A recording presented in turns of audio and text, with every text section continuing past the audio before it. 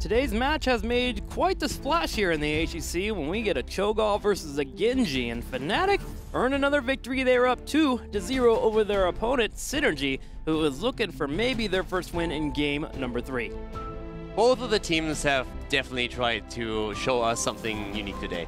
Not only did we see Genji, but also Cho'Gall. And while I like the thought process on the map in particular for Synergy, I think Fnatic just had too strong a draft, especially the way that Breeze is currently utilizing Diablo around the all the structures and the debris that we have on Inferno Shrines on map number 1, and then of course around the turning points on map number 2. That was just too strong, and it was really tricky to keep Cho'Gall alive there. Especially since it felt that with Aegis, you more so point a target on him than anything else. So against Apocalypse and X-Strike, that doesn't really seem like it's the heroic ability to go with here. So you're saying, subliminally, we should have gone for Resurrect. I say we should maybe have gone for a different support. Oh, dang. Cutting out the Ariel, man. Maybe we should have gotten the Brightwing, the Uther. No, I said a support. Oh, okay, gotcha. Okay. No. Poor Brightwing mains. I'm sorry, guys. Like, I know you wake up on Friday, you get excited for HGC, and then Caldor just like shuts you down. Don't play half the roster, man, because Caldor will just upset you. It'll make you tear up. Okay, if Gilly was watching, I'm not going to get any more coffee. I'm going to be cut off right away. She's like, no more coffee for you. No more. Yeah, but Brightwing hate aside for a second. I like Auriel in the sense that you know that Gull is getting you the hope that you need to get the heals out. That's cool. But the heroic ability against the setup that Fnatic ran seemed like it was the wrong choice. Yeah. So do you go for Resurrect? I don't really know. I'm not quite sure if that would have given you any more value, but I think a different healer might have been a good consideration, trying to maybe go into a Rhaegar that can help you out with an ancestral healing. But overall, I think the Cho'Gall pick into what we had for Fnatic was maybe a bit of overstepping, picking him into the Greymane with a cursed bullet. That's 40% damage right away. Then you have also the tools for the lockdown. It seemed like overreaching it slightly, but overall, I like the thought process, the willingness to bring in the hero back and trying to see what he brings to the table. Well, Synergy hopes to earn their own victory here as we get ready for game number 3. A different battleground will be played. Let's figure out where we are going here. It is gonna be Sky Temple. Synergy continues to get the battleground choice instead of first pick. That blows my mind. That you would take Fnatic willingly to Sky Temple is insane. This is one of their best maps. Yeah. Or it's one of the maps where they usually feel very confident, and also where other teams feel they are so strong that we had a few teams that said, yeah, our draft on Sky Temple against Fnatic was mainly used because we felt we are going to lose on the map anyways if we play standard. Sure. So we tried to do something a bit unorthodox, and we're hoping that it would have an effect, which most of the time it didn't. When we are within the top 3, then I can understand that you would try and put Fnatic to Sky Temple, because you yourself are so confident in the map and you are so strong with globals that you can face Fnatic in these situations. But one of the lower teams going against Fnatic onto Sky Temple, that's a bit crazy. I mean, Synergy may have a plan here. I mean, they've already mentioned that they're going to play standard, no tricks, so maybe it's time here for some Gazlo Thrall, the Earthquake, Grab-A-Bomb combo on the bottom temple, man. I know I allowed you today to play Gazlo one time, but don't overdo it. I'm Friday. I mean, just saying, Synergy's pulled it out in the past, and we mention it every week, so we had to get in there at least once here. Okay. If you're going to do anywhere, Sky Temple. Wait, he says I have to come back to this for a second. Oh, go ahead. He says a 100% win rate. He was begging me that he could pick Gazlo first, and he said this is the only reason why I actually went with it. He said, if I lose, you never have to see me play Gazlo in our games again. So I said, okay, it's a win-win for me. And then he loses the top lane hard, and you could see how he all of a sudden doesn't say a word anymore, because he already knows, I'm never going to play Gazlo again. Why to put and then we turn it around, and now he is, look at that, like all that confidence. We won the video game, dude. We won the video game, and now we get to have more Gazlo every Friday. It's going to be tradition. I'll make sure to update you guys, and we'll go from there. So, Sky Temple here. As you mentioned, Fnatic loves to go for the globals. So far in our drafts, Dahaka and Falset have been banned out, so globals haven't been an actual possibility. This could be a battleground where they get left open, which suddenly means we might also get to see Viking play from Hydra. Vikings are one of the options. I'm also looking to a potential Probius play. Oh, yeah. Because they played that already. And I think this is one of the things they themselves could say, okay, it worked fine. We had a few problems the last time they lost the match, but it was very close. It was only because their hyper carry Valak got picked off at a very unfortunate moment in time. So if this time they can avoid that, they might get that value. So this is one of the things they could do towards the end of the draft. But as you said, there's other options as well. We've seen Vikings banned on this map because people are worried about if Hydra could play it here and get value for the team. Yeah, and the last time we saw Probius in the Battleground, I believe it was against Team Liquid, and they stretched Team Liquid almost to the very end there. It was the last second loss there that occurred where the Vala got picked off in the top right lane, and then the opposing team pushed in and won the video game. So Vala Probius has been successful in the past here for Synergy, so we can see it pulled out. It all comes down to the bans now and figuring out what Fnatic wants to get rid of here, and they're taking a bit longer here to ban out what they would like. Fnatic bans their Haka, so they seem to be willing to just let both of the globals go. And this is one of the things where I could definitely see Synergy. I don't really want to call it taking the bait here, but I believe banning out the fall stat might be one of the things that would be good for them. But I actually think letting it slide is not the worst thing in the world for them. So they ban out Greymane. I like that choice, actually. And instead, we're having a Genji being picked up again. So Fnatic believing in that. And yeah, question for you. Is that a confidence pick because you're Fnatic, or is there actual value to Genji being one of the first picks here in Europe? Once we see who plays what, I might have to throw something else in there too. Okay. That I could see happen in their voice comms right now, but let's wait for that. Okay. Let's park that for a second. But coming back to your question, I think they have confidence in Genji. I think they also want to try Genji here and see what they can do with it. They've been talking about how a victory is important to them, but it's also something where they feel a little bit more free in what they can play. Sure. That they're not as restricted in their thought process as they would be in a match where everything is on the line. So I think Genji can be a very good choice.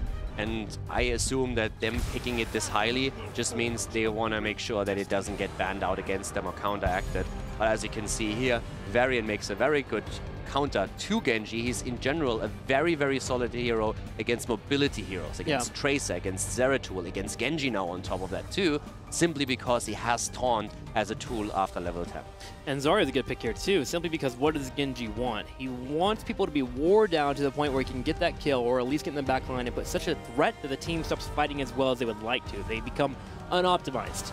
Zarya, bringing out the shields makes that very difficult for that to happen. You have to have tremendous poke, and you have to hit that poke when she doesn't have her shields available, which could be very hard for Fnatic, but we'll see how they attempt to approach that, as burning down Varian is a difficult task as is.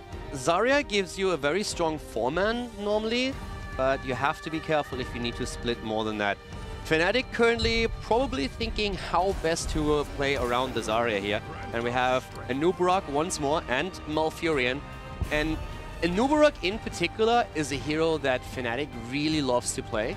And he is a fantastic hero because he's also so flexible. You can pick him early on in the draft and you will always get value out of him. Not only against mages, but also since you can make the decision, do we want to run him as a solo tank, having just a melee assassin at his side, or do we play him as the second tank, having another strong hit point pool right next to him, where he all of a sudden has the option to go into Cocoon and to play a bit more aggressive by diving the opponent's backline. That's really been the story. That Cocoon is so easy to pull off in a coordinated team, especially for one for Fnatic, where they've always been so great at excelling and getting into team fights and forcing situations to go in their favor. If they get a 5v4 quickly enough, their shot calling has always been on point, so that Nubarak really works with their composition. Vikings will be banned out, as we mentioned earlier. Yeah, we talked about this. We talked about Vikings being played here by Hydra, and that's exactly what they are afraid of.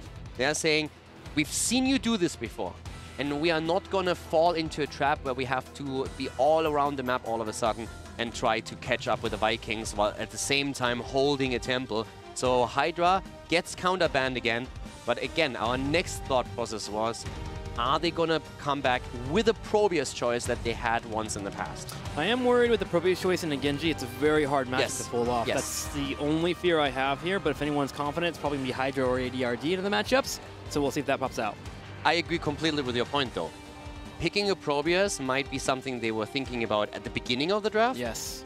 Now I could see them change that idea simply because Genji is so good at being mobile, darting in, trying to confirm the kill, and with a reset, moving out. Well, so far it's a Protect the Vala composition, as we'll have Vala for the first time here for Synergy. Neon back on his trademark hero. There is still a spot here for a 5th pick. We could maybe move into that fall stat, get some global power available. We've seen it in the past here from Sir Ice Cream, but Fnatic will have to make their choice here now as they are severely lacking in damage. Just for my own thought process here, I would love to see a mage now. Yeah? Okay, so when we're talking Fnatic, let's just put it out there. When we're talking about Fnatic, one of the things that has happened, not only in the show match that was played for 2.0, but also in general, is that they have 2 Genji players. They play with Shrimpy and Quacknix. And I can definitely see that after the last game, when Shrimpy was playing the hero and Greymane got banned, Quacknix all of a sudden said, no, it's my turn.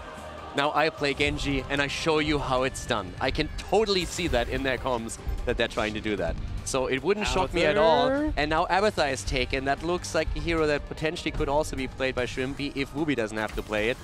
So there's a very good chance that Quacknix is this time going to be on the Genji and that it's a bit of a battle between them because they're trying to figure out who is going to be our standard Genji player in the future. Abathar Zul?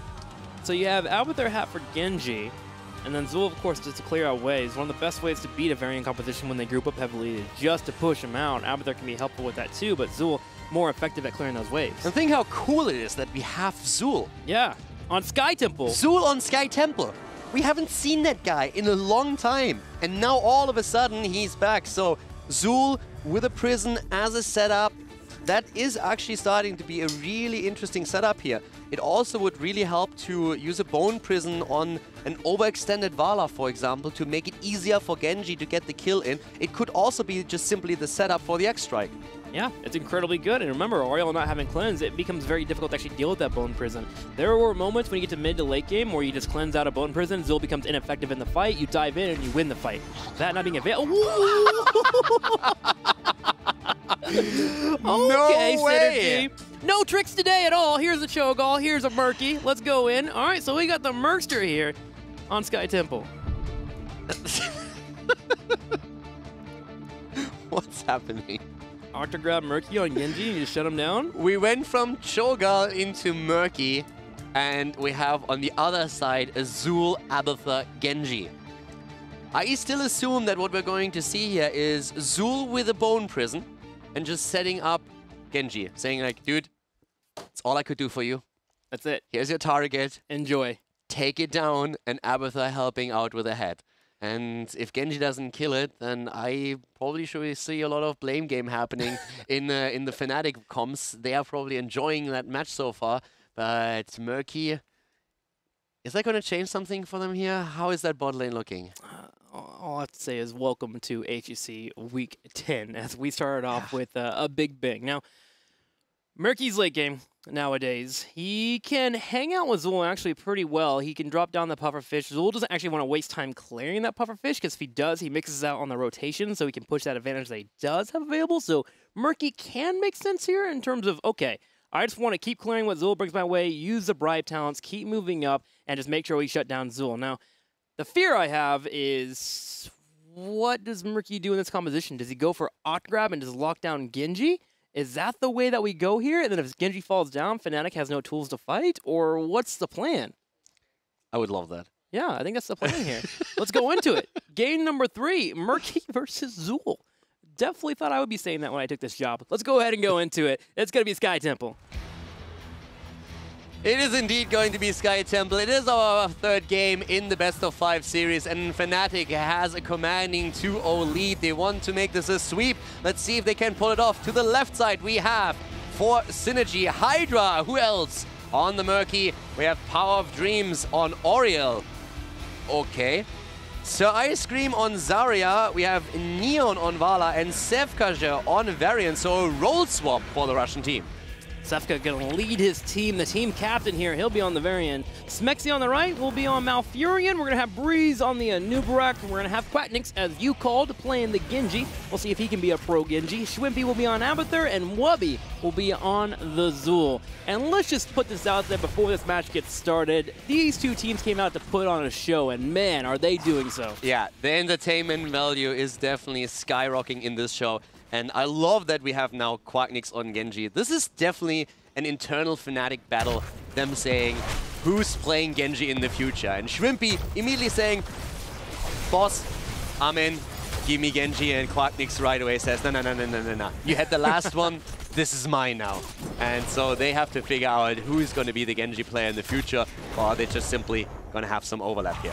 Yep, Quack tired of playing Falstad, tired of playing Greymane. Let's get a new hero in here. We're going to move in for the Genji. Now, Hydra is doing murky things. Watch for him to rotate between lanes, drop those Qs there, and try to break down that bribe so you can get that talent going. It really becomes a little bit easier at level 4 when you actually get that damage to burn down those minions, but he can still work it in if he gets 2 slimes in on the early game, while Synergy will be going for the strong top lane here. We have a 4-man rotation with Varian moving in. And I have to highlight real quickly how Synergy switched roles.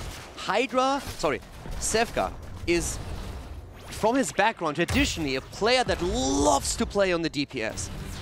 For his team though, he went into supports. So normally we see him on the Oriole. In this setup now, he did not go for the damage dealer. He didn't all of a sudden start playing Vala. He went into the frontline hero that makes the engagement happen. So he is on Varian, whereas Power of Dreams, their normal tank, is all of a sudden playing the support role. Well, Power over sitting here. Ariel gets jumped on, and Quacknix will get the reset here, diving forward. Sefka now moves in for Quacknix to bring out the damage. And Synergy does lose out on their Ariel. Now, does the role swap work out here in game number 3? I mean, it worked out for B Genius, and Sefka charges forward. Breeze is starting to get low. Now, it seems like Oriel still had a cooldown on the heal, or she could easily have healed herself. Quacknix with pressure against Neon, now against Sefka. No level 10 yet on the side of Varian, so that's a bit of a problem. The charge comes in once more, though. Breeze tries to get the kill as he moves in from the side, but already Varian on the move back. And in the meantime, Zul is completely destroying the Frog. He's got Abathur there, too. Every time that they need a hat here to work out with a Murky, he drops in the Bone Prison after the bubble gets used. He goes in for the Gauge, and with the Abathur damage, they kill off Hydra. Now, Hydra comes down and looks scary for a second, but he's just a little baby Murloc. He's going to get pushed in. And I cannot even stress to begin to explain how crazy the lead for Fnatic is. They took the fort down at the bot lane. Not the wall, not the well, the entire fort. And they continue with kills in the middle. They take down Sefka, so they completely control every single aspect of this game at this point.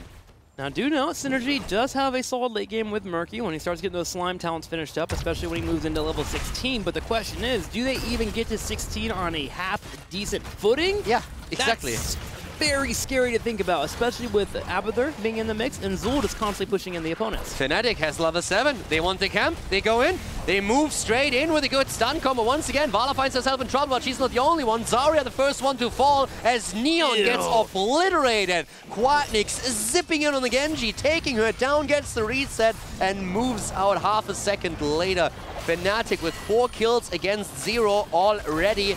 The level advantage for them. Level 8 versus 7. They took the fort at the bot lane. Now Murky bribed the Siege Giants. That's something that Zul has to take care of. But Fnatic has a commanding lead in this 3rd game. It's a good pickup by Murky. Makes it a bit harder for Zul to actually head into lanes, but the other hat should be okay. But Fnatic again picking off the Murloc. He'll be dead here for 8 seconds. Grabbing the level 7 slime talent will be helpful, but Fnatic right now in a massive lead, as you mentioned. In fact, they're invading Giants. Okay, in honor of the frog in a bubble, give me your best Murloc impression.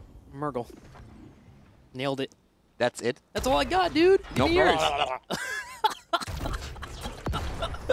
I think the better part there is the tongue coming out. Like, you don't get to see that. You have to have the full picture of Caldor's bald head, and he just drops the tongue out. Oh my, that was a scene. All right. You are the one who's supposed to be the Murloc fan here. You are the Murky player, and you can't make a Murloc impression. Yeah, I mean, I play him. I don't impersonate Passion him. lost. What's also lost is Zarya if she doesn't pay attention, because the Ice Cream gets jumped and taken out. That's a huge kill as Fnatic dives in deep, but Smexy is also falling. Still the fight over Siege Giant Camp here. The lockdown with the Bone Prison against Sefka. Another kill as Vala falls, and Quacknix is just zipping around on the battleground from the left to the right to the left, getting kill after kill. Power of Dreams is barely getting away, but it seems like Varian is not going to be so lucky. Quacknix, I'm going to need you to calm down. Slash, slash, doesn't get power, he gets power, he dashes out. Quacks. Bodied. Oh, man, the turrets. So Quacknix is basically able to take down every single player on the opponent's team and then dies to a tower. Pretty impressive, man. That's how you get it done. That's how you send a message right there. I was just waiting for him to open up chat and just be worth. Hashtag worth right there. Well, let's talk about level 10. Synergy is about to hit it here, and that's when Synergy does get some tools here to make a fight, and they need to make a stand now, it feels like, or they're going to start falling hard. So again, to put this also in a bit of perspective, ladies and gentlemen, right now, the match between Synergy and Fnatic doesn't matter for the standings. They are definitely putting on a show, and that show it is. Just look at Quacknix here, going off in just a moment once again. That's already after they got a double kill. Now they go for Sefka, zips through, gets the kill, or would have gotten the kill in a second. So, and then he died to a turret. Yeah. Bam. But down here, Silence already out, and they try to get another one. Stasis being used, and there comes once more the kill. Schwimpy at this point just saying to Quacknix, I'm still the better Genji, I'm going to copy you, and I'm going to show you how it's done. So the Fnatic battle is definitely happening. Double pro Genjis, man. That is some terror right there. Hydra's gonna pop his bubble, but should get picked off. Even drops down the spray paint. And there's still more to grab for the temple in the bottom. We're gonna have a Nubrak head down there, continue the siege. That was definitely not the moment for Synergy. And dear production, I definitely need that clip where he died to get to the tower at the end of the show, just so that we can talk with Quacknix about it a little bit. How did that make you feel? How did it make you feel, man? You body the entire team and then the structure gets you? You went from playmaker to pleb in 3 seconds. You are a full Genji main. How does that make you feel as a captain of Fnatic? Look down here. Whoopi maybe a little bit too far out. He gets attacked and taunted. Down he goes. Good job on the side of Synergy. 12 kills against 4. But Synergy is still in a spot where they can hold... They're still in it to the sense that now they have the level 10s, they can make combos happen. It's tricky for them to go up against Fnatic when they engage in full force. But as you can tell with the talents that Fnatic took, they are also now with Cocoon in a bit of a squishy position. So Synergy is not quite out of this yet. They are far behind. 1 level also disadvantage. Cocoon being used, and again they're being chased. Can they keep Neon alive? They're going in for it. They get Neon on the back left. They're turning around here, looking at Sefka. He's going to use the parry for now. The Oriel Silence is being hit. We're going to have Swimpy on the right side, bringing it out. Resets hitting left and right. Sir Ice Cream falls too. 4 members picked off. And we're going to have a Murky in the top right corner, grabbing some Mercs at least, but the boss is the target for Fnatic. Double Genji is just, it's insane. It is so insane to keep up with this. And this is definitely wrecking these teamfights right now. They just can't keep their Vala alive. We have another quick replay for you guys as we're going to look at that once more. And yep, there we have it. Just look at that double Genji. They are zipping around on the battlefield the entire time. X-Strike comes out, gets some damage in, not the most, but Vala falling, and that's most of the damage gone as Silence following, and that is just paradise for the 2 Genji players as they are darting in, getting one reset after another, hitting shurikens all over the place, and that results in the boss that was just now taken. All right, we did have Murky come in, he's marked with the Murlocs, he got cleaned up instantly, and Fnatic will take away the boss. Now, to note, trying to keep a glimmer of hope here for Synergy, 13 is a big talent tier for the Murky. He's going to be able to either get Fish Tank or, of course, even the ability to heal while in Bubble. But that's if his teammates don't die here. Synergy gets locked down here. Power of Dream, going to use Aegis to survive, attempts to get away, and does so. Yeah, the push is still continuing though. We have a 5 versus 5 Murkies up at the top, Hydra. And here comes once again Schwimpy with a copy. X-Strike on the ground, Power still alive. Big shield there from Ice Cream will keep him alive. They still have to deal with this boss, so Power needs to tap up and get some healing here. Neon working the attacks, gonna turn around and kill the Ultimate Evolution clone. So solid job there, but the keep finally falls. Quacknix is still looking for an opportunity to maybe drop a target, but all of them healed up by now. Fnatic Heading into level 16, slowly and steadily. Synergy still has an opportunity here to force maybe one more fight on level 13 talents, but if they really want to try and pull that off, they need to hurry, since Fnatic is already aiming for the temples, and once they get hold of those, the structure should drop level 16 into their hands. The Merc Tadpole has become the Merc Frog now as he gets a Rejuvenating Bubble here at 13, which will give him a little bit more sustain in team fights. 16 should be able to grab that Q to get those slime talents really going. In fact, right now, I'm looking at it, he has actually 0 stacks on slime time. 0. He needs 15 to get the first reward and then 30 for the second. Now, when he does start getting these fights at 16, he starts bringing out those Qs, he will be able to get done pretty quickly. But Synergy, gonna need that Murky to hit 16 soon. Yeah, Murky the savior. Sometimes you just gotta put it all in your basket, man. Just like, you know what? I'm gonna believe in the Murky Lord. You believe in Murky against the double Genji? Yeah, that's the only sound that I have for that. Well, keep getting focused in the middle for tier. Fnatic commanding their lead here. They'll be able to take out this pretty easily, it looks like. Zepka's coming in for a big, massive flank here. Can he get the taunt? He goes in on Smexy. Smexy gets focused down. Cocoon instantly comes out, and Quacknix cleans up Ariel. Vala is about to get bodied here. Gets a good rain in, but all of a sudden, well, there's a quick taunt. That was a good job. Neon is still trying to keep himself up. Smexy is just dancing. It's dancing in front of Vala. Those two teams, they are definitely having some fun here. Yep, definitely enjoying the game here. Sir Ice Cream being chased down here, has some shields, has some energy. Quacknix with the reset kill, and now the core will be the focus for Fnatic as they are looking to end this 3-0. Fnatic looking strong here. Genji himself already at 8.5 kills. Looking good. The core is being attacked. Fnatic about to make this a 3-0 series against Team Synergy. As they drop the core, they get the kills. 19 kills to 4 overall. And this, ladies and gentlemen, is a game. Once more, Smexy dancing the dance of his people here with Malfurion.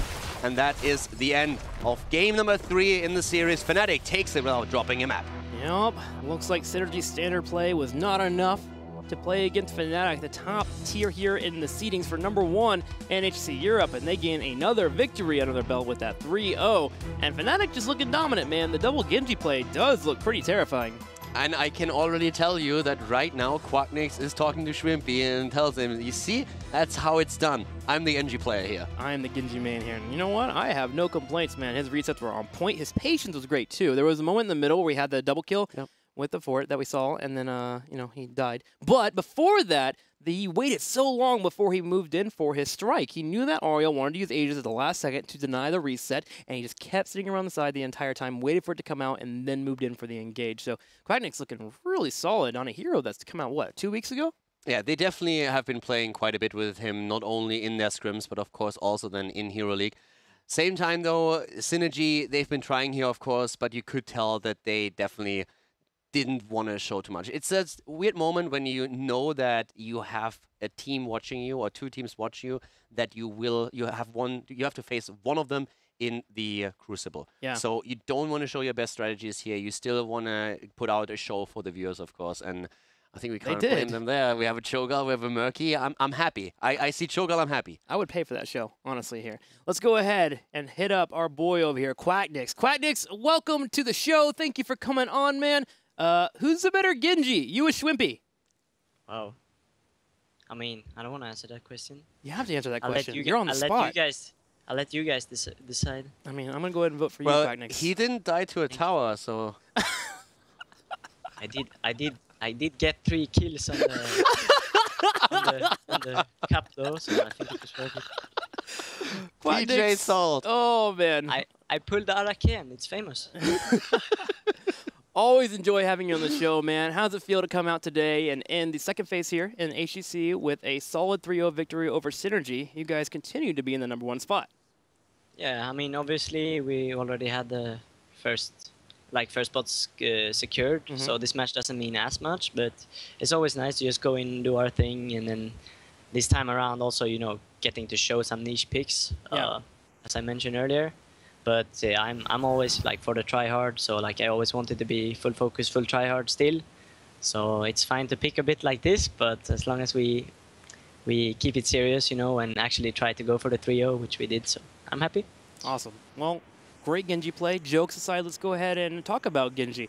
How do you think he fits in the meta right now? Is he something that we'll see pretty often? I think Genji is really strong. He has a lot of playmaking, but his kit is super strong if you know how to do how to capitalize on it and so on. And Genji's biggest strength is not actually killing people. It's more about creating space and pressuring the backline, because you can we just jump in and you're super slippery and you dish out a lot of damage and you just force them to to respond to you, and that creates so much space for your team.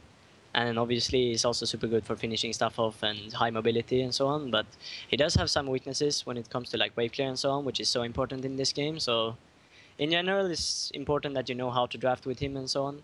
Awesome. Well, it's always great to have your insight. I'll send you over to Kaldor. All right, so first of all, for you guys, this game, of course, today didn't have any meaning for the standings themselves. You are already qualified, as you said. So I would like to talk to you a bit about two teams that definitely still want to make it to Sweden.